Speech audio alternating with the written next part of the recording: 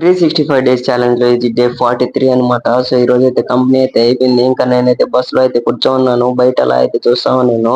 బయట అయితే మబ్బు అయితే కాసుకోనింది. సో ఇంకా నేనైతే బస్ లో అయితే కాసేపు అయితే నిద్రపోయాను. ఇంకా మా ఏరియా రాగానే వాన్ అయితే స్టార్ట్ అయిపోయింది అనమాట. సో ఇంకా బస్ నుంచి అయితే దిగేసి ఇంకా నార్మల్ గా సమోసా అయితే పెడతా ఉంటారు. ఈ షెడ్ కింద అయితే ఇంకా మేము అందరం నిలబడుకో ఉన్నాము.